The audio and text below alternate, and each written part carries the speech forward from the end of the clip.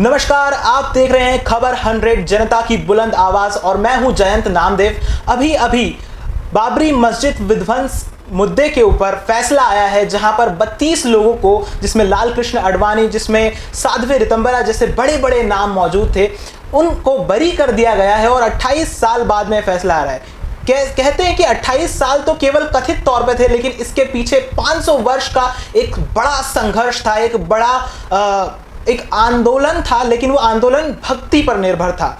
कई सारे लोगों ने कई सारे आरोप लगाए और उसमें बहुत सारी घटनाएं आए दिन हमें देखने को मिली। कई सारे फैसले भी सरकार द्वारा किए गए, लेकिन अंततः इस मुद्दे का अंत होने जा रहा है और अंत हो चुका है। तो आज इसके ऊपर क्या राय है राष्ट्रीय कवि श्री सत्यनारायण सत्तन जी की, आइए जानते हैं। तो दर्शकों, हमारे साथ में मौजूद हैं भाजपा के पूर्व नेता राष्ट्रीय कवि श्री सत्यनारायण सत्तन जी। सर, सबसे पहले आपका स्वागत है हमारे शो में।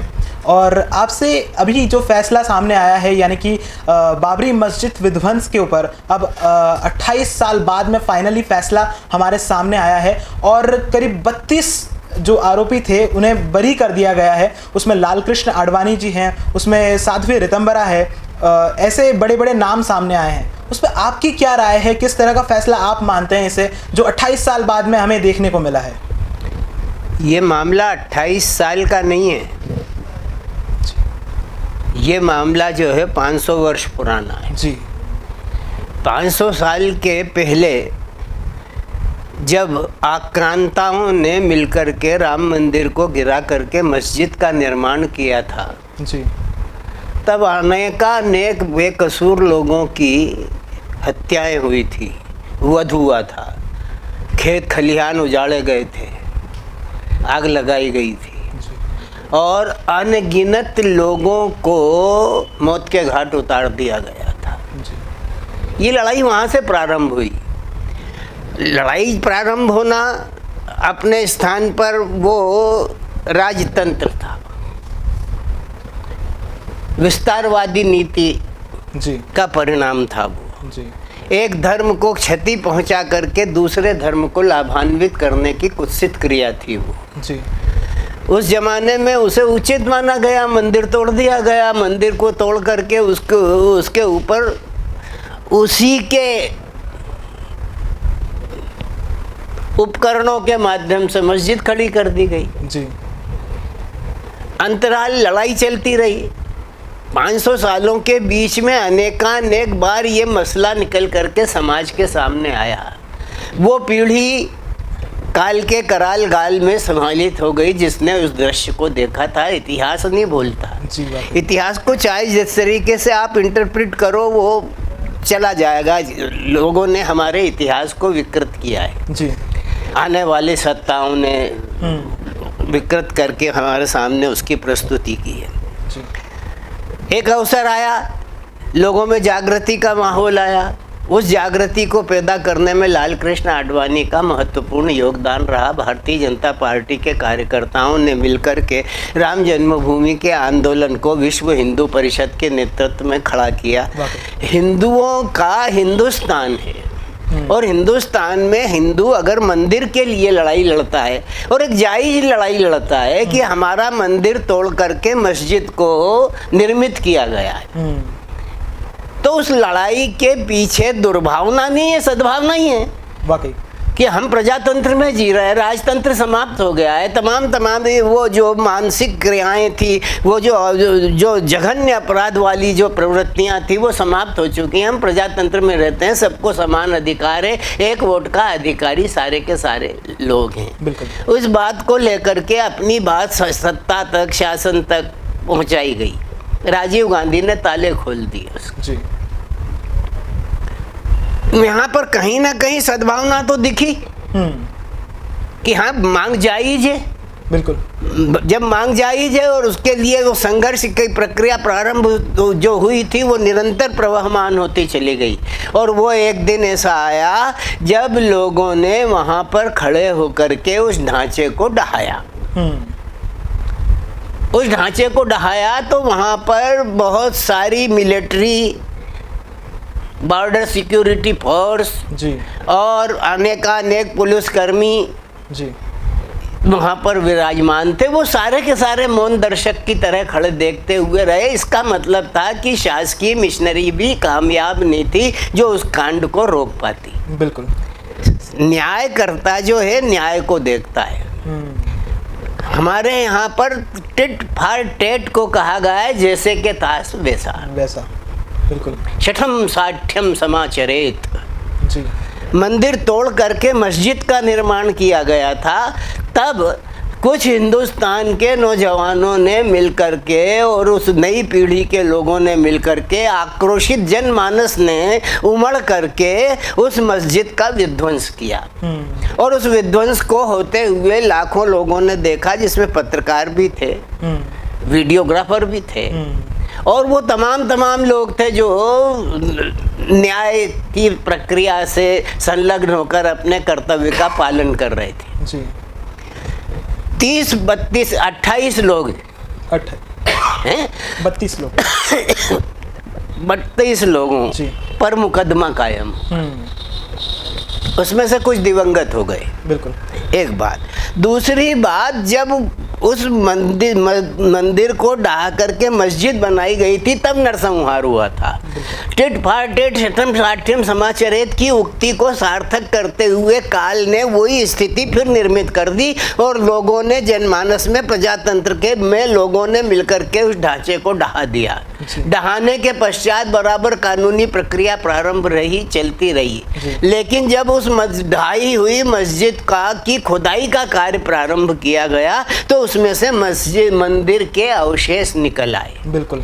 और वो मंदिर के निकले हुए अवशेष जो थे वो इस बात की कहानी को कहने लगे कि यहाँ पर ये बात शाश्वत है, जो लोग ये कह रहे हैं कि मंदिर तोड़ करके मस्जिद बनाई गई थी, ये इस बात की पुष्टि करते हैं कि ये निकले हुए सबूत वहाँ पर जो अवशेष सामने आए थे, जिन्हें हम अवशेष कह रहे हैं जी, जो शेष रह गए थे, क्योंकि उनके पास इतना वक्त नहीं था तो उन्होंने ढाए हुए मंदिर के को ही उस नींव में डाल करके मस्जिद खड़ी कर दी। ढांचा वैसा का वैसे ही रखा, उसको अपने आकार दे करके और उसे खड़ा कर दिया। गुरुदेव, आज अब सुनिए जी, आज जब फैसला आया है, फैसले के बाद भी कई सारे लोग हैं जो हमारे देश में, जैसे ओवैसी जी की अगर मैं बात करूं तो आज भी बोल रहे हैं कि हम इस पे पूरी तरह से संतुष्ट नहीं हैं, हम आगे और जाएंगे और इस मुद्दे को और खींचेंगे थोड़ा सा। जो लोग हिंदू और मुसलमान के बीच में वैमनस्यता की खाई को पैदा करने की भावना रखने वाले लोग हैं, ये देश तो इस बात की घोषणा करता है कि मैं श्री राम का भजन करूं, तू रख अल्लाह का ध्यान बंधु। बिल्कुल। मैं श्री राम का भजन करूं, तू रख अल्लाह का ध्यान बंधु। तू और मैं दोनों ही हैं इस भारत की संतान बंधु। क्या बात है, वाकई हैं? जो इस धरती ने जो दिया हमें वही प्रसाद हमने पाया। इस धरती ने जो दिया हमें, इस धरती ने जो दिया हमें, इस धरती ने जो दिया हमें वही प्रसाद हमने पाया। इस सच्च श्यामला माटी पर तू इतराया, मैं इतराया। मैं गीता पढ़ता रहा यहाँ, तू पढ़ता रहा कुरान बंधु। मैं गीता पढ़ता रहा यहाँ, तू पढ़ता रहा कुरान बंधु। सचमुच कितना मन भावन है ये अपना हिंदुस्तान बंधु। मैं श्री राम का भजन करूं, तो रख अल्लाह का ध्यान। क्या बात है, क्या बात। ये जो सामंजस्य था, उस सामंजस्य को विकृत करने वाले ABCD XYZ जो भी हैं, वो इस कटुता को बरकरार रख करके इस देश में विघटन की कार्यवाही को पुनर्रोपित करना चाहते हैं। जी। और ये जो ओवैसी सरी के जो लोग हैं, इनका राजनीतिक ही माहौल बनाना और माहौल बना करके विवादों को बना करके कहीं ना कहीं चर्चा में बने रहना ही इनका मकसद है। और उद्देश्य ये राष्ट्र निर्माण की प्रक्रिया में योगदान देने वाली भावना के लोग नहीं। गुरुदेव, एक चीज़ और एक लहर हमें देखने को मिली थी जब अभी मंदिर का शिलान्यास किया गया था और उसके बाद में एक और फैसला जल्द से जल्द सामने हमारे आया है, तो पूरे देश में एक उत्साह फैल गया है, एक उत्साह राम के नाम का फैल गया है। लोगों के मन में एक आस्था का भाव उमड़ के सामने आ रहा है। जिन लोगों ने मुकदमा दायर किया था उन्होंने अपने आप को सरेंडर किया जी। और इस बात को स्वीकारोक्ति दी कि ये बेवजह की लड़ाई है, हमारे बीच में कटुता को बोने का उपक्रम स्थापित किया जा रहा है, हम अपने आप को विड्रा करते हैं और अदालत के फैसले को मानने के लिए हम जी। तत्पर हैं, तैयार हैं। जी फैसला आ गया, जी राजनीति नाकामयाब हो गई जी है, राजनीति का उसमें कोई दखल अंदाजी नहीं रही, सारा का सारा मामला न्यायालय के अंतर्गत चला गया, सुप्रीम कोर्ट के अंतर्गत चला गया और उस कोर्ट के मतलब हाई कोर्ट के अंदर चला गया और उस कोर्ट के अंदर हाई कोर्ट से सुप्रीम कोर्ट तक की जो कार्यवाहियाँ थी उसमें निरूपित करने के पश्चात ये फैसला आया जी, बिल्कुल। और उस फैसले में दोनों को समान रूप से लाभान्वित किया गया, जी वाकई वाकई। जबकि अधिकार नहीं बनता है। लेकिन फिर भी प्रजातांत्रिक व्यवस्था के अंतर्गत हम जिस सामंजस्य को रहते हैं, हम यहाँ पर गीता पढ़ते हैं तो वहाँ पर कुरान पढ़ता है, मैं श्री राम का भजन करता हूँ तो अल्लाह अकबर का नारा लगाता है, ये देश कभी लड़ता नहीं। अगर विश्वनाथ के मंदिर पर शहनाई का वादन करते हुए हमारे उस्ताद नजर आते हैं तो ये इस देश की संभावनाओं को प्रगाढ़ करता है। बिल्कुल है बिल्कुल, जैसे हमेशा से हिंदुस्तान तो वही रहा है। जब सब प्रगाढ़ करता है, जिस तरीके से मंदिर ढहा करके मस्जिद बनाई गई थी उसी तरीके से मस्जिद ढहा करके मंदिर के अवशेषों को निकाला गया, वो अपराध नहीं था, अपने बात की पुष्टि करने का एक माध्यम था जी वाकई। जो इस सत्य को निरूपित कर सके, सवालों का जवाब देने के लिए। सवालों का जवाब देने के लिए वो कार्यवाही की। और रहे प्रश्न वो लोग जिन पर मुकदमे थे 28 या 32, जी जो भी रहे, जो जितनी भी संख्या में रहे हों, वो तो सारे के सारे लोग उस तोड़फोड़ में शामिल नहीं थे, बिल्कुल। वो वहां पर उपस्थित अवश्य थे।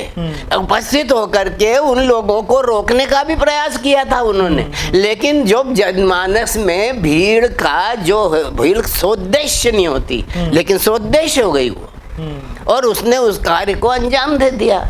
अंजाम देने का परिणाम ये नहीं हुआ कि मस्जिद जो थी विध्वंस हो गई, और विध्वंस होने के पश्चात उसने सच्चाई को कबूल भी दिया उन अवशेषों के माध्यम से। जी कहा ये अदालत जी गुरुदेव, कहा यह भी जा रहा है कि वहां पर जो भीड़ थी इस सुनियोजित घटना नहीं थी, वो भीड़ एक आक्रोश था भीड़ के अंदर। नहीं, आक्रोश नहीं था, श्रद्धा थी। जी जी आक्रोश अलग चीज होती है, आक्रोश होता तो कभी कहीं सब खेल हो जाते और उसमें खूरेजी होती। जी उसमें खूरेजी नहीं हुई, हत्याएं नहीं हुई, मंदिर गिराते समय हत्याएं हुई थी, खूरेजी हुई थी, खेत जलाए गए थे, मकान तोड़े गए थे, लूटा गया था, लूटपाट मची थी। जी तब अब ऐसा नहीं हुआ, केवल उद्देश्य उस सच्चाई को उजागर करने का था और उस सच्चाई को उजागर करने में वो भीड़ कामयाब हो गई।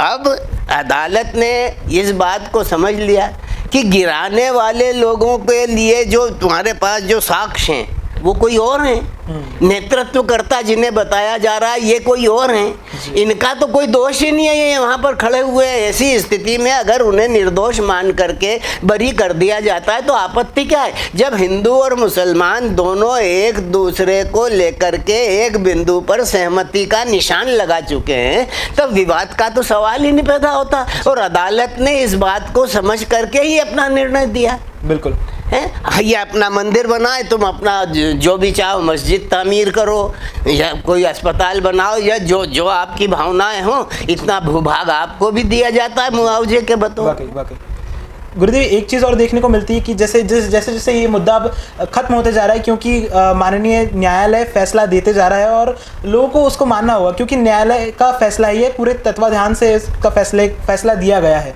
अब आने वाला भविष्य क्या कहता है? लोगों के मन में क्या एक उत्साह जगेगा राम मंदिर के लिए, और क्या किस तरह से अब इस मुद्दे को भविष्य में देखा जाएगा या उसको और आगे ले जाया जाएगा?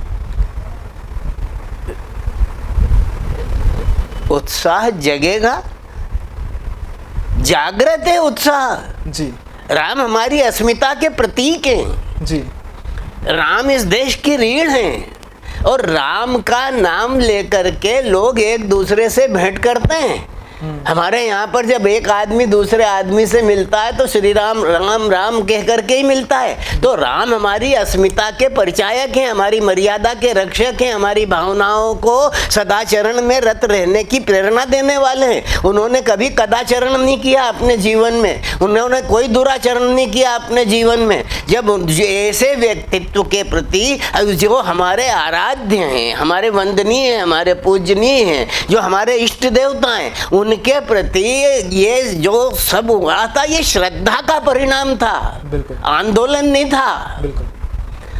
हम तो शाब्दिक प्रक्रिया से उसको आंदोलन कहते हैं, जहाँ राम जन्मभूमि आंदोलन, आंदोलन नहीं, राम जन्मभूमि के प्रति हिंदुस्तान के हिंदुओं की श्रद्धा का परिचायक है वो। अपने इष्ट देव की पूजा आराधना स्थल को निर्मित करने का भाव है, पवित्र भाव है। वाकई। और इस बात को विरोधियों ने, जो विरोध कर रहे थे, उन्होंने भी स्वीकार किया जी। अब ऐसी स्थिति में जब सारा मामला निपट चुका है तो किसको दोषी बना करके सजा दी जाए? बिल्कुल।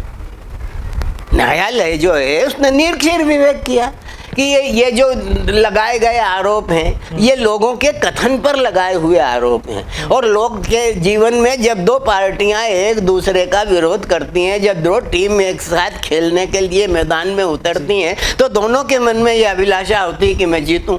जी। दोनों के मन में यह अभिलाषा होती है कि मैं जीतूं, और जब मैं जीतूं तो जीत का जो जीता सो सिकंदर है। अब जीत का फैसला कितने वर्ष बाद हुआ?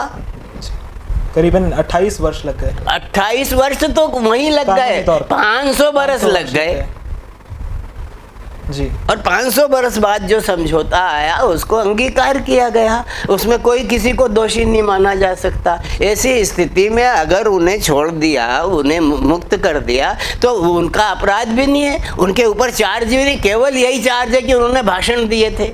जी। तो अपने इष्ट देवता के लिए, अपने आराध्य के लिए वंदना पूजन करना, आरती करना, आराधना करना, इससे तो रोक ही नहीं सकता। ये सर्वधर्म समानत्व, स्वदेशी स्पर्श भावना, ये अकेला देश है जहाँ पर 6 धर्म सांस ले रहे हैं। बिल्कुल ले रहे हैं। हिंदू है, मुस्लिम है, सिख है, ईसाई है, जैन है, पारसी है, बौद्ध है। बिल्कुल। इतने सारे धर्मों के समुच्चय को लेकर के चलने वाला अगर कोई एकात्म राष्ट्र है तो वो भारतवर्ष है जी। जो किसी धर्म के प्रति अपने आप की भावना को ये नहीं करता। उन लोगों के प्रति अपनी भावनाओं को कुत्सित रूप से, जो कुत्सित भावनाएं रखने लेते हैं, उनका विरोध जरूर करता है भारत। बिल्कुल। गुरुदेव, एक चीज़ और, जैसे ये मुद्दा जैसे आपने बताया कि 500 बरस लग गए, लेकिन कानूनी तौर पर हमें 28 बरस लग गए इस फैसले पर आने पर, तो बीच में कई सारी श्रद्धा में संघर्ष भी दिखा लोगों का। प्रजातांत्रिक न्यायपालिका की प्रक्रिया के 28 वर्ष हैं जी। ये 28 वर्षों में एक ही मुकदमा तो नहीं था, अनेक मुकदमे थे। अदालत की अपनी भी कार्य क्षमता है, कार्यशैली है, और उन कार्यशैली के चलते हुए 28 वर्ष लगे। 28 वर्ष में गंगा मैया में बहुत पानी बह गया। कुछ विरोध करने वालों की मति भी सुधर गई जी कि अरे व्यर्थ की लड़ाई है। बिल्कुल है, और उस लड़ाई से प्रेरित होकर के ये नतीजा हमारे सामने आया। शांति सर्वोपरि है जी। क्योंकि हम तो हर श्लोक को पढ़ने के पश्चात 3 बार ओम शांति है, शांति है, शांति की कामना करते हैं। और प्रजातंत्र शांति, सद्भावना और समन्वय के ऊपर ही टिका हुआ है जी। गुरुदेव, जो कार्यकर्ता थे वहाँ पर, जो जिन्होंने आगे रहकर अपनी आवाज़ उठाई इस फैसले के लिए, उनके संघर्ष को किस तरह देखते हैं आप, और किस तरह का संघर्ष उन्हें सामना करना पड़ा दुनिया का अपने संघर्ष? ये वो कार्यकर्ता नहीं थे, वो भक्त थे जी। अपने आराध्य की आराधना के लिए पहुंचे हुए लोग थे। जिस तरीके से समुद्र पर सेतु बांधने के लिए वानरों ने उद्योग किया था, ठीक वैसा ही उद्योग वाकई उनके द्वारा किया गया। और मुझे लगता है जहाँ पर वो एक गिलहरी, छोटी सी गिलहरी ने भी एक बड़ा काम किया था, यहाँ पर हर एक व्यक्ति ने अपनी भक्ति दिखाई है। और अंततः इस फैसले पे हम लोग आए हैं कि अब राम मंदिर बनने जा रहा है और किसी को कोई ऐतराज़ नहीं है। सबसे खुशी वाली बात ये मुझे लगता है। तो इसके उदाहरण है ना गिलहरी के। जी, अगर एक गिलहरी राम जी के राम सेतु के निर्माण में अपने शरीर पर बालू लपेट करके उस पुल पर गिराती है, इसलिए गिराती है कि मेरे प्रभु के चलने समय उनके पाँव में कोई कांटा नहीं लगे, उनको कोई पत्थर नहीं चुभे, इसलिए मैं इस पर रेत बिछाने का काम करूं। अपनी शक्ति और सामर्थ्य के साथ, अपनी शक्ति और सामर्थ्य के अनुसार वो जो भक्तगण अपने आराध्य के मैदान में गए थे, उन्होंने सबने अपना अपना काम किया है। और कोठारी बंधुओं की मृत्यु इस बात का ही परिचायक है। कोठारी बंधु कोई अपने घर मकान और या उसकी परिसीमा के लिए लड़ने थोड़े ही गए थे। जी, और ऐसे अनेक और उदाहरण हैं, अनेक उदाहरण मिलेंगे आपको। मैंने कहा ना कि उन्हें कार्यकर्ता तो अखबारों ने निरूपित किया, पार्टी के होने के कारण उन्हें कार्यकर्ता निरूपित किया गया। पार्टी के इतर लोग भी तो थे, बिल्कुल, जन सामान्य भी तो था, जो राम के प्रति भक्ति और आराधना का भाव रखता है। जी जी जी, आखिरकार। और ये सबका समन्वय, सबकी भक्ति का समन्वय मुझे दिखाई दिया है। आखिरकार हम लोग एक मत पे आ गए हैं और अब मुझे लगता है पूरे हिंदुस्तान में हर्ष और उल्लास फैल गया है। गुरुदेव, कोई एक कविता आप। हर्ष और उल्लास तब पहुंचता है जब 100%, 100% लोग किसी एक भावना पर आकर के केंद्रित हो जाते हैं। अभी आपने एक नाम लिया जी, ऐसे लोग हैं भारतवर्ष में जी, जो पानी में लाठी मार करके उसे अलग करना चाहते हैं। ओबीसी सरीके है, ओबीसी सरीके लोग जो हैं वो इस समन्वय को जो है बिखराव में बदलना चाहते हैं, ताकि उनके तवे पे पड़ी हुई रोटी को वो अच्छी तरीके से सेक करके अपनी राजनीति को सफल काम कर सकें। हिंदुस्तान का मुसलमान इस बात को समझ गया है कि वो मुस्लिम राष्ट्रों के बजाय हिंदुस्तान में ज़्यादा बेहतरीन तरीके से जीवन यापन कर सकता है। गुरुदेव, ये इस तरह के जो लोग होते हैं जो केवल सत्ता लेने के लिए या फिर थोड़ी पॉपुलैरिटी गेन करने के लिए इस तरह की चीज़ें करते रहते हैं, उनके लिए जन सामान्य को आप क्या कहना चाहेंगे? जन सामान्य को किस तरह से राह दिखाना चाहेंगे? जन सामान्य जो है वो बहुत अच्छी तरीके से इस बात को जानता है। वो जानता है कि ये तपेली पीतल की है और एक कलई करने वाला आया और उसने उस पर वो कथील फेर करके, नौसादर पटक करके उसको चांदी की तरह चमका दिया। जी।